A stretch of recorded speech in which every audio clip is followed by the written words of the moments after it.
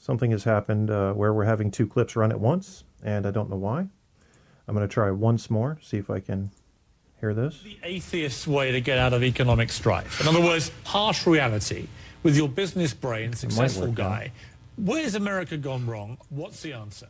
I always seem to think that right. the most I think important thing is individuals, and the most important thing is diversity, and the most important thing is to have someone like you, someone like me, who disagree on a very important issue, constantly talking, constantly working it out. I think that the problem is maybe thinking that somebody above us, someone in power, can take care of all of us, can fix everything. But they should. It's their job in government, isn't it? It's why you vote for people. It's why they get elected. It's why they run for office. I'm not sure that's exactly the way I see it. But that's how it ought to be. When America's been revived in the past, whether it's FDR or Harry Truman or John F. Kennedy or Bill Clinton or Ronald Reagan, when you've had these great recoveries from difficult times, they've come through great leadership and good government and big ideas. That's not the way it feels to me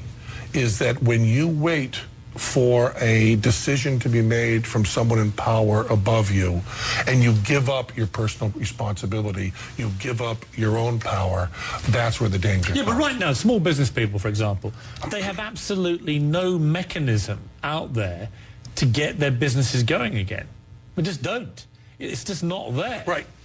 So what do you say to those people? Well, how do they operate? Is the solution to give them government money? I think the solution is probably to do a bit of that. The solution is probably to raise taxes, to cut spending, to do special incentivizing for small business people. So you think that raising taxes, not on the small business people who would do that? You've got to get the revenue from the higher earners, in my view. People have to pay for this.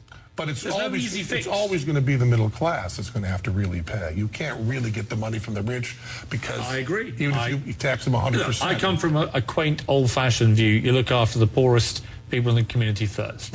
They're the biggest problem in America right now. I don't worry so much about whether the middle class can afford 2 holidays or one. I worry about people. Businesses are going to be I saw this week. There's been a 70% increase in families living off stamps in the last 5 years, I think it was. Shocking statistics. Horrible. No, they're the people I care about. Yes, and I assume you're helping them. Well, I'm talking about it on a show that's broadcast. But you're also giving them money and so on, I assume. I do give money. Yeah. I think that's. I'm not going to say I give money directly to these people because I don't know who they are. But I can tell you, yes. But we know. I mean, there is a place for charity and there's a place for compassion. It's not charity, though. That's completely the wrong response. It's not about me or you giving a few handouts to these people. This is about a system in America that's gone horribly wrong.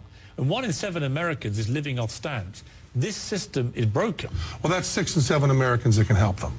Yes. Yeah. How? They have to be directed by government. They do? I think so. You don't think you can help people directly? I think most people... I've seen experience of helping people directly. But on a mass scale that can change something? Really? I think, you've got Kiva doing these microloans all over the world that are making huge changes without any government force at all. Microloans have ended up doing huge things overseas, and now they're working a bit in the USA. I mean, what's the one thing you'd do if you were president to get Americans back to work? What I would do is, I think, make the government much, much smaller. I think I would give people more individual responsibility and give them more money back. But I mean, I don't have to worry about this because me being president is exactly as likely as your God being 100% right. Exactly. Precisely. Let's take another break just to shut you up. When we come back, I want to talk to you about magic. Let's talk magic. Sure. Even you can't be that controversial about magic. You asked me. You don't need prayer. You don't want to shut me up. You asked. I don't think I want to talk about magic, so I'm going to stop it. We're going to get into Bayes' theorem here, because this is shit you can use. Magic isn't shit you can use. I mean, we just listened to Richard Dawkins talking about the god delusion, and now we're about to hear a magician turned philosopher who's going to voluntarily tell you how to create illusions. And in a sense, they're really no different. One is to create an appearance for your entertainment, and the other is to create an appearance to control your behavior. Neither of them are legitimate. Neither of them, in my opinion, have any evidence that there's any reality behind them. Everything is structured by man to control man, to gain some sort of behavior response. That's what it's all about. Conditional probability Bayes theorem. Here's some shit you can use. The following story. Bob is in a room and he has 2 coins. One fair coin and one double-sided coin. He picks one at random, flips it, and shouts the result. Heads! Now, what is the probability that he flipped the fair coin? To answer this question, we need only rewind and grow a tree. The first event, he picks one of 2 coins. So our tree grows 2 branches, leading to 2 equally likely outcomes, fair or unfair. The next event, he flips the coin. We grow again. If he had the fair coin, we know this flip can result in 2 equally likely outcomes, heads and tails, while the unfair coin results in 2 outcomes, both heads. Our tree is finished, and we see it has 4 leaves, representing 4 equally likely outcomes. The final step, new evidence. He says, Heads! Whenever we gain evidence, we must trim our tree. We cut any branch leading to tails because we know tails did not occur. And that is it. So the probability that he chose the fair coin is the 1 fair outcome leading to heads divided by the 3 possible outcomes leading to heads, or 1/3. What happens if he flips again and reports Heads! Remember, after each event, our tree grows. The fair coin leaves result in 2 equally likely outcomes, heads and tails. The unfair coin leaves result in 2 equally likely outcomes, heads and heads. After we hear the second Heads! we cut any branches leading to tails. Therefore, the probability the coin is fair after 2 heads in a row is the 1 fair outcome leading to heads divided by all possible outcome leading to heads, or 1/5. Notice our confidence in the fair coin is dropping as more heads occur, though realize it will never reach 0.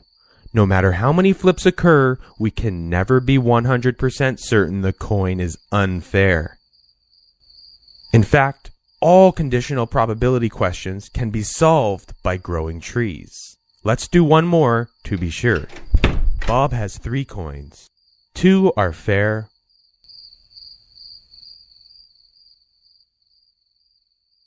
1 is biased, which is weighted to land heads 2/3 of the time and tails 1/3. He chooses a coin at random and flips it. Heads! Now, what is the probability he chose the bias coin? Let's rewind and build a tree. The first event, choosing the coin, can lead to 3 equally likely outcomes, fair coin, and unfair coin. The next event, the coin is flipped. Each fair coin leads to 2 equally likely leaves, heads and tails. The bias coin leads to 3 equally likely leaves, 2 representing heads and 1 representing tails. Now the trick is to always make sure our tree is balanced, meaning an equal amount of leaves growing out of each branch.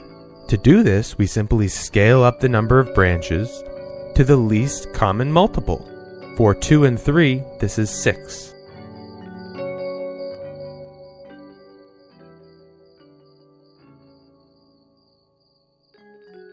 And finally, we label our leaves. The fair coin now splits into 6 equally likely leaves, 3 heads and 3 tails. For the bias coin, we now have 2 tail leaves and 4 head leaves. And that is it. When Bob shouts the result, Heads! this new evidence allows us to trim all branches leading to tails, since tails did not occur. So the probability that he chose the bias coin, given heads occur? Well, 4 leaves can come from the bias coin, divided by all possible leaves. 4 divided by 10, or 40%. When in doubt, it's always possible to answer conditional probability questions by Bayes' theorem. It tells us the probability of event A given some new evidence B. Though if you forgot it, no worries. You need only know how to grow stories with trimmed trees. Clearly, the moral message in Bayes' theorem is trim your bush. Trim your bush. We don't need hair coming out. Sometimes hair looks like the legs of a kraken reaching from the sea, and it may grab us and our boat as we pass peacefully through the streets of our lives fears the kraken, and we do not want the kraken coming from your crotchin to give us trouble. So trim your bushes, and you can use trees to do that. Trim tree, trim bush, Bayes' theorem. One of the things that I wonder about when I wonder about faith, it's very two separate things, just like Stabby said. One's about religion and one's just about faith. And I wanted to be away from the religious thing today and just be in the faith. I mean, so we just almost for a second here need to put religion aside. Think of other things you have faith in. I mean, right now, I'm wearing a Washington Capitals shirt. I bought it at a game in roughly 2009. It has holes in it. Literally, and it's not that they were put there or anything. It's just that worn out because I've worn it at least once a week for 5 years. And I'm not doing the math, but that's a lot of times. It's a lot of washes, a lot of dries. And the whole concept in the NHL anyway, and I'm not sure if this really applies necessarily to other sports. I mean, is it the Super Bowl trophy, the pennant? We want a cup. We want a cup. And we keep being told that this team is the team. This year must be different. This is a group of guys that's going to go all the way. And we believe it. And 40 times in a row that has been false. One time we got to the final round and we lost 4-0 to Detroit. But they told us that year, we're going to win the cup. Now, you know, going into that situation, there's no evidence. It's a guess. You don't know what's going to happen in sports. Somebody gets hurt, somebody has a good game, somebody throws up, somebody passes out. I mean, I've seen it all happen on a sports field. I've seen some weird shit happen while I was playing sports that changed the outcome of a game. The last game I played in, we were winning 19-13 at halftime. We thought we had it. We ended up losing the game. 21-19, or no, it would have been 8. Yeah, they did run a conversion, I believe. So it would have been 21-19. So you don't know what's going to happen in sports. It's all a fucking gamble. You know, it's a big gamble. That's how they make money. Bet with your heart instead of your head.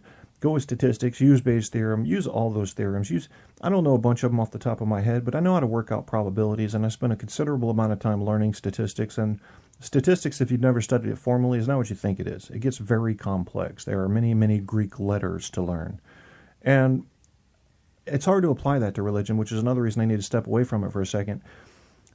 Would you rather be a person who goes through life blissfully, somewhat, because you've chosen to believe in things that are happy and comfortable, but aren't likely true? And you know it maybe in the back of your mind, but you just kind of, put a cover over that. And I don't want to think about that. Let's just assume it's true. That feels good to me. I can't really blame you for that. But you know there's something itching back there in the back of your mind, and that's the truth. It wants to be told, it wants to come out, it wants to make its way into your conscious thought. And even if those truths are uncomfortable, you get to understand what Stabby calls reality, which I can't prove is reality. But whatever it is, let's say there is a matrix and we're all on we're babies in pods and shit, and we're wired up to some mainframe, fine. But our reality is the closest thing we've got to absolute truth. We can't find a model that's better than the scientific method as it stands right now, and improving facts and showing likelihoods than the reality we have in front of us, whether or not that's real or not. It's our frame. This is the auditorium in which we play our game, and we're defining that auditorium. And I think we can define it very accurately. Now, whether or not somebody can flip that auditorium light off with a switch and put us suddenly on a field somewhere, or in a room somewhere, or underneath a car stuck to a muffler somewhere is up for debate. But right now, this is where our reality is, and we can define that. Just like if you woke up in a dark room, the first thing you'd start doing is crawling around, feeling for walls. You want to know where you are. Well, we've been crawling around a while. We've been feeling our walls out, and we're starting to learn some truths about our environment. You don't know if this room that you're in, where you're feeling the walls, you don't know what the walls are made of. You might know the basic texture response of the walls. For all you know, you're on a spaceship in outer space that's simulating gravity, assuming you're feeling